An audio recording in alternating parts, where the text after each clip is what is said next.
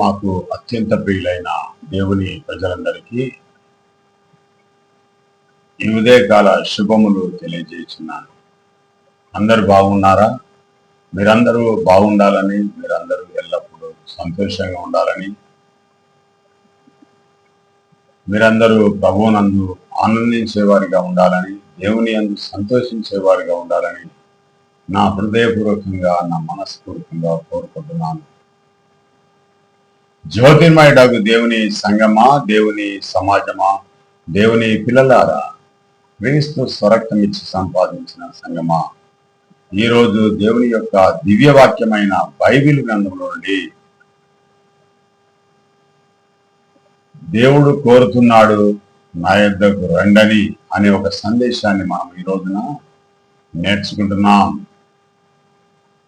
ఈ యొక్క కార్యక్రమము ఫేస్బుక్ ద్వారా, వాట్సాప్ ద్వారా, ఇన్స్టాగ్రామ్ ద్వారా, యూట్యూబ్ ద్వారా వింటున్న ప్రేక్షక మహాశయులందరికీ తండ్రి అయిన దేవుని నుండి, ప్రభు అయిన యేసుక్రీస్తు నుండి కృపా సమాధానములు మీకు కలుగునుగాక. ఈ యొక్క కార్యక్రమానికి ముందుకు వెళ్లే ముందు చిన్న ప్రార్థనతో మనము ఈ యొక్క కార్యక్రమాన్ని మనం మొదలు పెడదాం.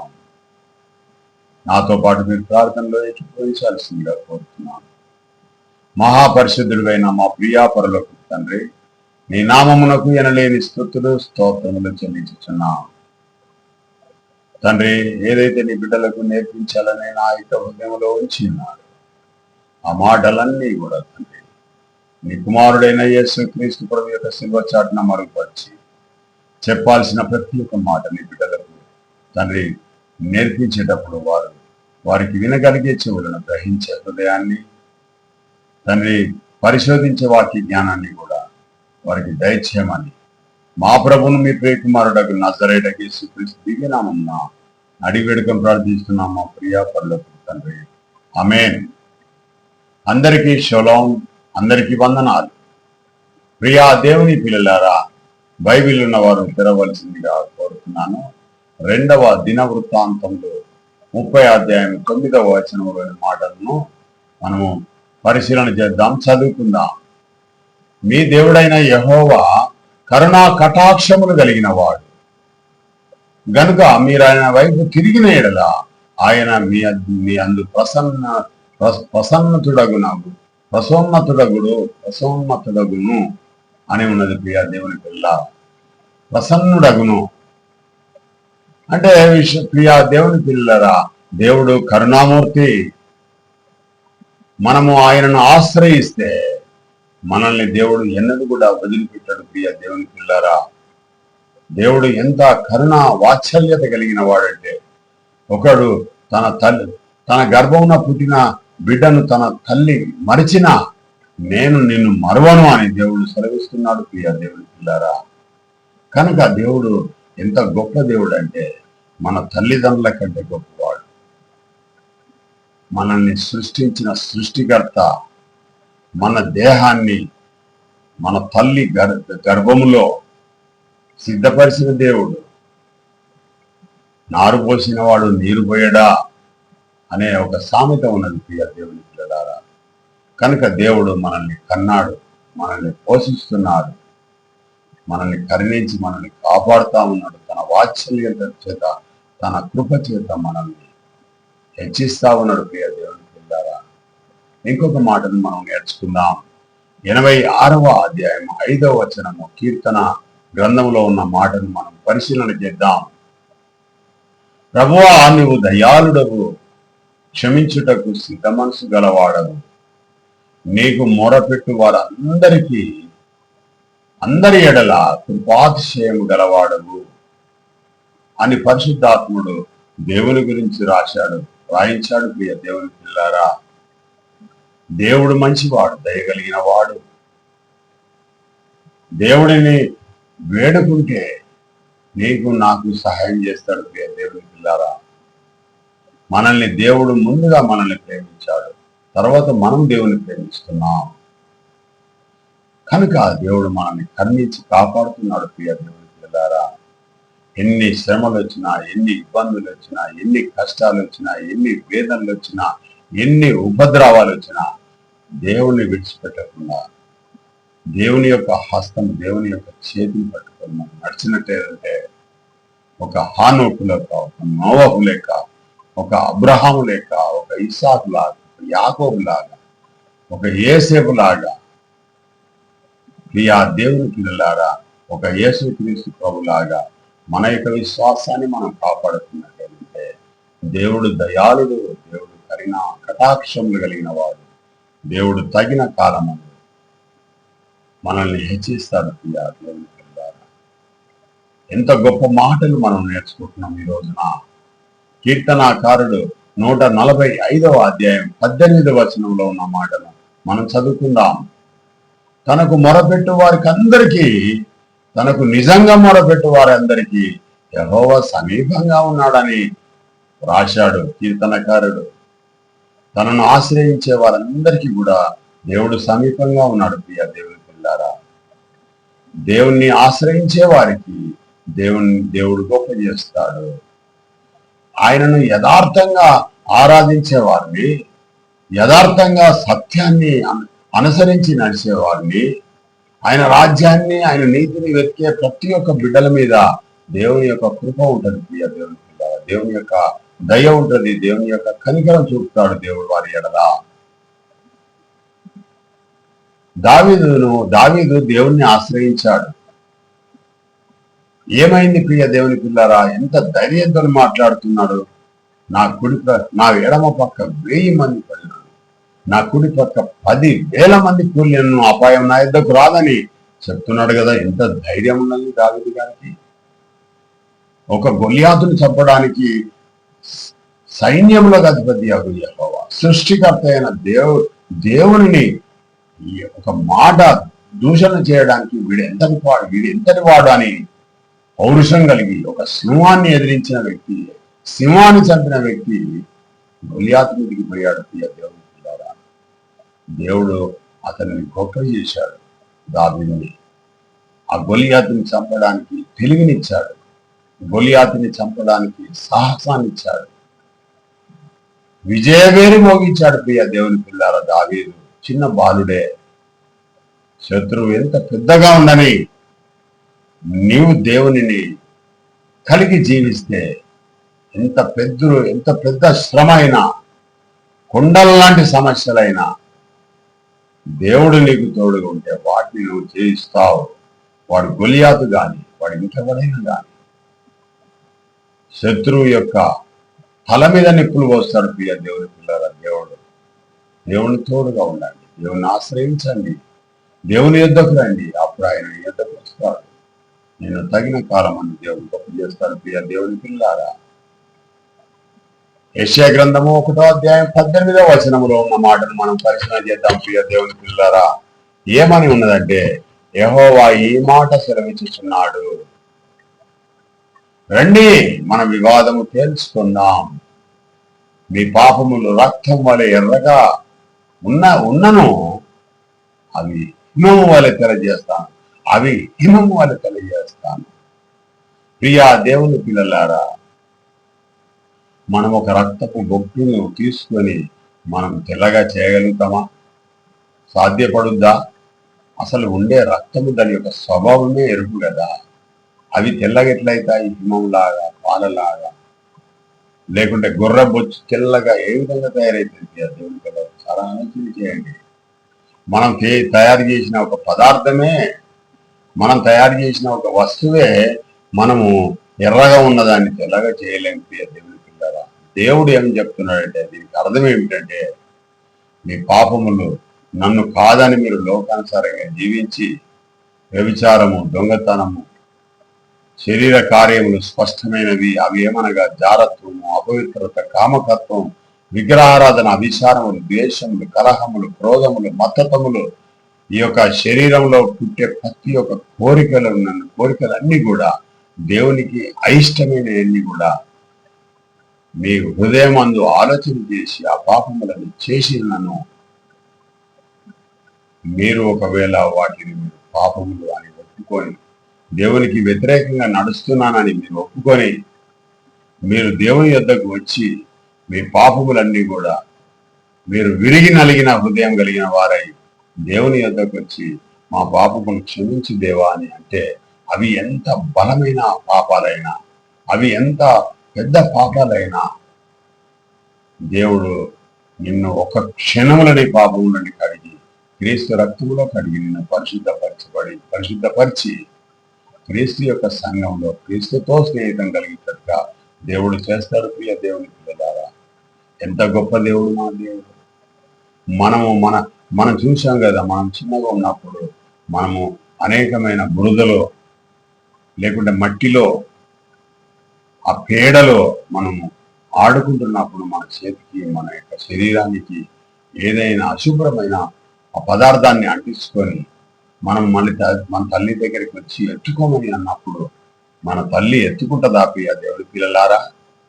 ఎత్తుకోదు, డైరెక్ట్గా ఎత్తుకోదు. ఎంత ప్రేమ ఉన్నా కడిగేసి శుభ్రంగా సబ్బు పెట్టి కడిగి శుభ్రంగా తోసి తన యొక్క భుజాల మీద ఎత్తుకుంటుంది ప్రియ దేవుడి పిల్లలారా. తన చంకలో ఎత్తుకుంటుంది, తన కుమారుణ్ణి ముద్దాడుతుంది, తన కుమారుణ్ణి ప్రేమిస్తుంది, తన కుమారుని కరుణిస్తుంది, ఆకలైతే అన్నం పెడుతుంది, ఏడుస్తే ఓదార్స్తుంది ప్రియ దేవుడి పిల్లారా. కన్నీళ్లు పెట్టుకుంటుంది మన బిడ్డ. మనం పిల్లలం కాబట్టి మన తల్లి మన తండ్రి మనకు అంత గొప్ప అంత కనికరం చూపుతారు. ఈ భూమి మీద ఉన్న ఈ బంధుత్వం ఉన్న ఈ మన తల్లి మన తండ్రి ఈ యొక్క మట్టి బురద పేడ అనేకమైన అశుభ్రమైన పదార్థాలు అంటించుకుంటే వాళ్ళు డైరెక్ట్ ఎత్తుకోరు ప్రియ దేవుని పిల్లారా. వాళ్ళు శుభ్రపరిచి ఎత్తుకుంటారు, ముద్దాడుతారు.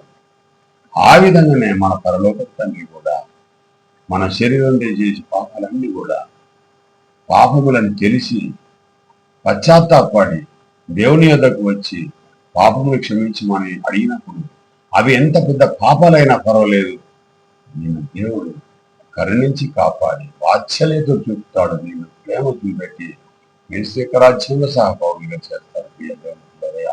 దేవుని పిల్లలుగా మిమ్మల్ని స్వీకరిస్తాడు. కనుక దేవుని ఆశ్రయిస్తే మంచిది ప్రియ దేవుని పిల్లరా. ఈ లోకంలో దేవుని ఆశ్రయించకుండా, దేవుని యొద్దకు రాకుండా, తన కుమారుడైన క్రీస్తు యొద్దకు రాకుండా మీరు పాపంలో ఉండి చనిపోయినట్లయితే నరకానికి పోతారు. అక్కడ అగ్ని ఆరదు, పొరుగు చావదు ప్రియ దేవుని పిల్లరా. అలాంటి పరిస్థితి నువ్వు దేహంలో నీ యొక్క ఆత్మ ఉన్నప్పుడే నిన్ను నువ్వు సరి చేసుకున్నట్టయితే అప్పుడు దేవుడు నిన్ను ప్రేమించి పరలోక రాజ్యానికి వారసుడిగా చేసి నీకు నిత్య జీవం ఇస్తా అని అంటున్నాడు ప్రియ దేవుని పిల్లారా. యెహోవా మనతో మాట్లాడుతున్నాడు ప్రియ దేవుని పిల్లారా. ఏమని అంటే, మీ పాపములు ఎంత ఎర్రగా ఉన్నా అవన్నీ కూడా తెల్లటి గొర్రెబొచ్చులాగా చేస్తాను, తెల్లటి పాలలాగా చేస్తాను, పరిశుద్ధపరుస్తాను, వాటన్నిటిని నువ్వు క్షమిస్తాను, నేను ఎత్తుకుంటాను, నేను ముద్దాడుతానని దేవుడు సెలవిస్తున్నాడు ప్రియ దేవుని పిల్లారా. ఇదే సమయం, ఇదే అనుకూలమైన సమయం. ఇంకా రక్షించబడకుండా లోకానుసారంగా జీవిస్తున్నారా కొంతమంది? ఈ మాటలు విన్న మీరందరూ కూడా రక్షణ పొందవలసిందిగా, దేవుని పిల్లలు కావాల్సిందిగా, యేసుక్రీస్తుకు సహోదరులు కావాల్సిందిగా నేను ప్రభు పేరిట మీకు విజ్ఞప్తి చేస్తున్నాను ప్రియ దేవుని పిల్లారా. ఇదే మంచి సమయము. సమయం పోతే సమయం రాదు. మంచి సమయం. వర్షం వచ్చినప్పుడే వర్షం యొక్క నీళ్లను గవర్నమెంట్ కాపాడుకొని ప్రాజెక్టుల్లో పెడితేనే రెండవ పంటకు ఉపయోగపడుతుంది ప్రియ దేవుని పిల్లారా. మనం కూడా సంపాదించిన డబ్బు వృధా చేయకుండా ఆ డబ్బును సరైన విధంగా మనం దాచిపెట్టుకుంటే మనకు రాబోయే అవసరాలు ఏమైతే ఉంటాయో ఆ అవసరాలన్నీ కూడా తీర్చుకోగలుగుతాం. వచ్చిన డబ్బు కూడా నీళ్ళలాగా ఖర్చు పెడితే రాబోయే కాలంలో కష్టం ఉంటుంది ప్రియ దేవుని పిల్లారా. నిరీక్షణ కలిగి ఎంతో జాగ్రత్తగా మనం సంపాదించిన డబ్బును కూడా పొంది చేసుకోవాలి.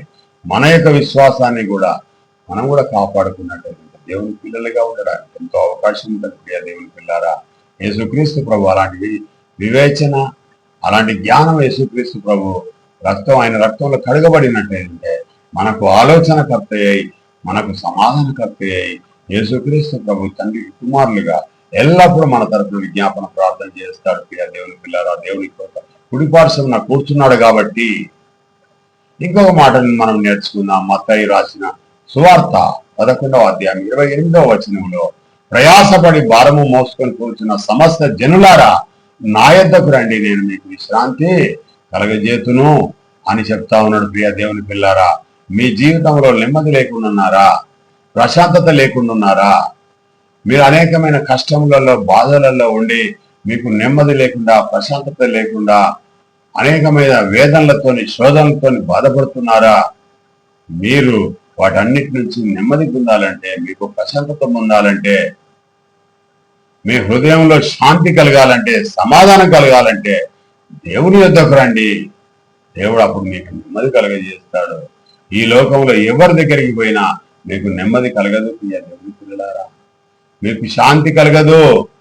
అవి చూశారు కదా, యేసుక్రీస్తు ప్రభు యొక్క 12 మంది శిష్యులు ఒక చోట కూర్చొని భయపడుతూ ఒక రూములో ఉన్నప్పుడు, ఆయన యేసుక్రీస్తు ప్రభు సజీవుడుగా లేచిన తర్వాత వారందరూ భయపడుతుండగా వారి మధ్యలో నిలిచి తలుపులు వేసుకొని ఉన్నప్పుడు కూడా యేసుక్రీస్తు ప్రభు వారి మధ్యలో నిలిచి ఏమంటున్నాడు? మీకు సమాధానం కలుగును గాక అంటున్నాడు. ప్రియ దేవుని పిల్లారా, యేసుక్రీస్తు ప్రభు ద్వారా మనకు సమాధానము, యేసుక్రీస్తు ప్రభు ద్వారా మనకు నెమ్మది, ఆయన ద్వారా మనకు ప్రేమ, వాత్సల్యత, దేవుని యొక్క కృప పొందుతాం. ప్రియ దేవుని పిల్లారా, యేసుక్రీస్తు ద్వారా, యేసుక్రీస్తు ప్రభు నీ ద్వారా నా ద్వారా దేవుడు మనకు నెమ్మది కలిగజేస్తాడు. ప్రియ దేవుని పిల్లారా, ప్రయాసపడి భారము మోసుకొచ్చిన సమస్త జనులారా, మీకు నెమ్మది కలగాలంటే నా యొద్దకు రండి, నేను మీకు నెమ్మది కలిగజేస్తాను. ఈ లోకంలో 70 సంవత్సరాల 80 సంవత్సరాల ఈ లోకంలో నువ్వు కోటీశ్వరుడిగా జీవిస్తున్నావా? మిలియనీర్ గా జీవిస్తున్నావా? ట్రిలియనీర్ గా జీవిస్తున్నావా? హంగు ఆర్భాటాలతో జీవిస్తున్నావా? లేక పేదరికంగా జీవిస్తున్నావా? ఏ విధంగా జీవించినా క్రీస్తును కలిగి జీవించినట్టయితే, క్రీస్తు మార్గంలో నడిచినట్టయితే, దేవుని యొక్క సత్యాన్ని, దేవుని యొక్క నీతిని, దేవుని యొక్క రాజ్యాన్ని నువ్వు వెతికినట్టయితే, నీవు చనిపోయిన తర్వాత కూడా క్రీస్తు రెండవసారి వచ్చినప్పుడు దేవుడు నిన్ను, క్రీస్తుని ఏ విధంగానైతే లేపాడు, నిన్ను కూడా లేపుతాడు. ప్రియ దేవుని పిల్లారా, అప్పుడు నువ్వు దేవుని కుమారుడిగా ఉంటావు. నీకు అప్పుడు విశ్రాంతి కలగజేస్తాడు. ఈ లోకంలో విశ్రాంతి కాదు. ప్రియ దేవుని పిల్లలారా, ఈ లోకంలో ఎవరైతే క్రీస్తును కలిగి జీవిస్తున్నారో ఇక్కడ శ్రమలే, ఇక్కడ బాధలే, ఇక్కడ హింసలే, ఇక్కడ ఘోరమైన పరిస్థితులు ఉంటాయి. ప్రియ దేవుని పిల్లలారా, వాటిలలో కూడా దేవుడు నీకు నెమ్మది కలిగజేస్తాడు. ఆ శ్రమల నుంచి కూడా నిన్ను బయటపడేస్తాడు. ప్రియ దేవుని పిల్లారా, డబ్బున్నదని, అధికారం ఉన్నదని, హోదా ఉన్నదని, అంతస్తులు ఉన్నాయని, వెండి ఉన్నదని, బంగారం ఉన్నదని, బలగం ఉన్నదని, అంగబలం ఉన్నదని, ఖండబలం ఉన్నదని వాటిని చూసుకొని నువ్వు మురుస్తున్నావా? నరకమే నీకు గద్ది. క్రీస్తును అనుసరించి నడవనట్టయితే, క్రీస్తు మార్గంలో నడవనట్టయితే, క్రీస్తును స్వరక్షకునిగా నువ్వు అంగీకరించినట్టయితే, నువ్వు లాడనివైనా, నువ్వు ట్రంప్ అయినా, నువ్వు మోడీవైనా, నువ్వు ముఖ్యమంత్రివైనా, నువ్వు అనిల్ ఆదానివైనా, అంబానీవైనా, బిల్ గేట్స్ అయినా, క్రీస్తును కలిగి జీవించకుంటే నరకమే. మరి ఒక విషయం తెలియజేస్తా ఉన్నాను, యేసును దేవుని కుమారుడని ఎవడైతే విశ్వసిస్తాడో వానికి నిత్య జీవం, లేకుంటే నరకమే. ప్రియ దేవుని పిల్లారా, యేసు క్రీస్తు ప్రభు కూడా క్షమించాడు. యేసును దేవుడు అంటే దేవుడు వేరు, యేసుక్రీస్తు ప్రభు వేరు. యేసుక్రీస్తు ప్రభు నీలాగా నాలాగా పుట్టాడు, పరిశుద్ధునిగా జీవించాడు, దేవుని మాటల ప్రకారంగా జీవించాడు, దేవునికి విధేయత కలిగి జీవించాడు, పరిశుద్ధునిగా జీవించాడు, అన్ని శ్రమలను ఓర్చాడు, దేవుని యందు భయభక్తులు కలిగి దేవుని మాటలు విన్నాడు కనుక దేవుని చేత హెచ్చించబడి పరలోకమందును, భూమి మీదను, పాతాళ లోకమందును దేవుని చేత అధికారం ఇవ్వబడ్డది. ప్రియ దేవుని పిల్లారా, మనకు జీవం ఇవ్వాలంటే కూడా యేసుక్రీస్తు ప్రభు ద్వారానే మనకు జీవం ఇస్తాడు దేవుడు. ఆ జీవానికి అధిపతిని చేశాడు యేసుక్రీస్తు ప్రభును. కనుక దేవుని కుమారుడని యేసుక్రీస్తు ప్రభుని ఎవడైతే నమ్ముతాడో వానికే నిత్య జీవం. యేసును దేవుడని వానికి నరకమే. వాడు ఎవడన్నా గాని అనేకమైన సంస్థలు పెట్టుకొని, వేల సంస్థలు, లక్షల సంస్థలు పెట్టుకొని, కొన్ని కోట్ల డబ్బులు ఖర్చు పెట్టుకొని, పెద్ద పెద్ద బిల్డింగ్లు కట్టుకొని, బైబిల్ క్లాసులను పెట్టుకొని యేసును దేవుడని ప్రకటిస్తున్నారు. ప్రియ దేవుని పిల్లారా, ఏం నేర్చుకుంటున్నారు అక్కడ? 10 సంవత్సరాలు, 8 సంవత్సరాలు, 4 సంవత్సరాలు, 2 సంవత్సరాలు అనేకమైన కోర్సులని, ఒక్కొక్క సంస్థలో ఒక్కొక్క కోర్సు అని నేర్చుకొని మీరు నరకానికి దారి తీస్తున్నారా? అవన్నీ అవన్నీ స్వర్గానికి తీసుకొని వెళ్ళావు. అవి మీకు నిత్య జీవానికి తీసుకొని వెళ్ళావు. మిమ్మల్ని నిత్య జీవానికి తీసుకొని వెళ్ళేది ఏంటిది అని అంటే యేసును దేవుని కుమారుడు అని ఒప్పుకోవాలి. అలా ఒప్పుకుంటేనే, అలా విశ్వసిస్తేనే నీకు నిత్య జీవం, లేకుండా నరకమే. అక్కడిగా బైబిల్ అదే విధంగా సెలవిస్తా ఉన్నది. దేవుని వాక్యం అంటే దేవుడు మాత్రమే, దేవుని మాట మాత్రమే, దేవుని యొక్క వివేకం, దేవుని యొక్క జ్ఞానం, దేవుని యొక్క వివేచన, దేవుని యొక్క భవిష్యత్ జ్ఞానం అన్ని కూడా క్రీస్తులో ఉండి, క్రీస్తులో దేవుని యొక్క ఆత్మను ఉంచాడు కాబట్టి యేసు క్రీస్తు ప్రభువు అనేకమైన సూచక్రియలు మహత్కార్యాలు చేశాడు. దేవుని పిల్లారా, యేసు క్రీస్తు ప్రభులో దేవుని యొక్క ఆత్మ ఒకవేళ దేవుడు ఇయ్యకుంటే యేసు క్రీస్తు ప్రభు అనే యొక్క వ్యక్తి డమ్మి మాత్రమే. అపోస్తులుడైన పౌలు గారు ఏం చెప్తున్నాడు? నేను గనగన లాడు ధనమునై అంటే దేవుని యొక్క ఆత్మ లేకుంటే ఏం లాభం ప్రియా దేవుని పిల్లారా? మనుషుల భాషలతోనూ దేవదూతల భాషలతోనూ నేను మాట్లాడినను ప్రేమ లేని వాడనైతే నేను వ్యర్థుడను అంటాడు. ప్రేమ అంటే దేవుని ప్రేమ. అది దేవుని యొక్క ప్రేమ, దేవుని యొక్క ప్రియుడు యేసుక్రీస్తు ప్రభు కాబట్టి దేవుడు యేసుక్రీస్తు ప్రభువును ప్రేమించాడు కనుక సర్వ లోకంలో ఉన్న ప్రజలందరినీ రక్షించాలని దేవుని యొక్క కోరిక ఉన్నది. కనుక ఒక పరిశుద్ధుడైన రక్తం కావాలి దేవునికి. కనుక ఆ పరిశుద్ధమైన రక్తంలో సర్వ మానవాళి యొక్క పాపములన్నీ కడిగితేనే, పరిశుద్ధ పరిస్తేనే దేవునికి పిల్లలుగా కావడానికి అవకాశం ఉంటుంది. ప్రియ దేవుని పిల్లారా, బైబిల్ గ్రంథం ఆ విధంగా తెలియజేస్తా ఉన్నది. సర్వ మానవాళి యొక్క పాపములు యేసు క్రీస్తు ప్రభు యొక్క పరిశుద్ధమైన రక్తంలో కడిగి వారిని పరిశుభ్రపరిచి వారిని పవిత్రపరిచి దేవుడు తన యొద్దకు తీసుకుంటున్నాడు సర్వ లోక ప్రజలందరినీ కూడా. అందుకని ఈ యొక్క సువార్తను, దేవుని యొక్క రాజ్యాన్ని, దేవుని యొక్క నీతిని యేసుక్రీస్తు ప్రభు భూమి మీద ప్రకటించాడు. బాప్తిసం ఇచ్చి యోహాను ప్రకటించాడు. అపోస్తలులందరూ కూడా అదే విషయం ప్రకటించారు.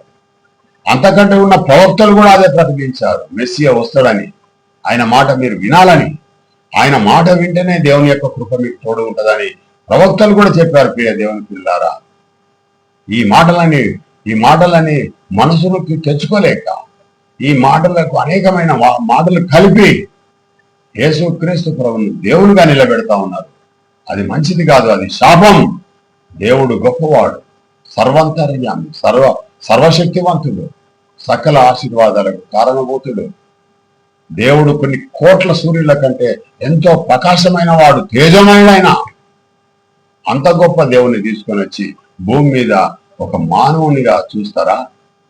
దేవునికి రక్త మాంసాలు లేవని తెలియదా మీకు? దేవుడు ఎక్కడైనా అంత పెద్ద గొప్ప దేవుడు శరీరంలోకి వస్తారా? అది సాధ్యమేనా? ఆయనకు రావాల్సిన అవసరం వచ్చింది. మానవుడు పాపం చేస్తే మానవుడు రక్తం కార్చాలి, దేవుడు రక్తం కార్చడం ఏంటి?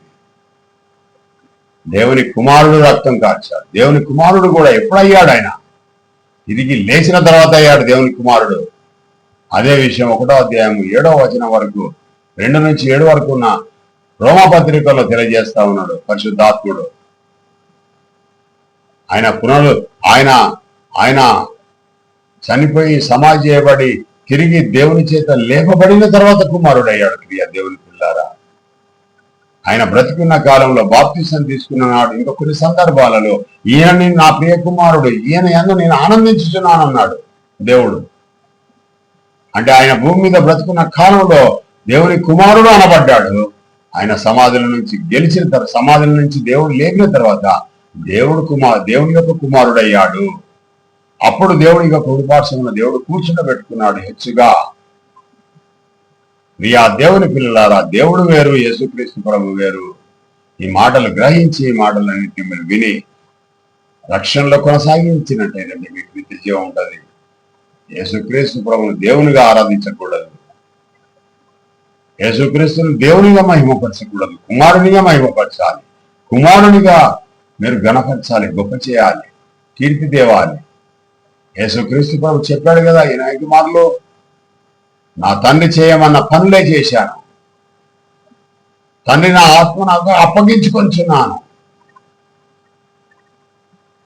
దేవా నాకు ఒక శరీరం ఇచ్చినావు, ఆ శరీరం నేను నీ కొరకు మీ పిల్లల కొరకు బలిదానం చేస్తానని, నన్ను పంపించిన కార్యం ఏదైతే ఉందో నేను సఫలం చేస్తానని సఫలం చేశాడు కదా.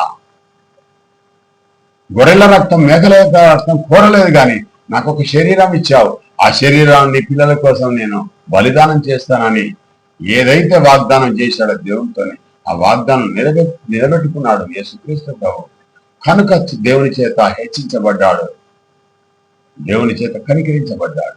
ఒకవేళ దేవుని మాటలు వినకుండా సాతాను యొక్క మాటలు విని లోకానుసారంగా జీవించి శరీర సంబంధంగా జీవించినట్టయితే ఉంటే ఆయన డంబి, ఆయన దేనికి అక్కడికి రాడు, నరకానికి పోవాల్సిందే.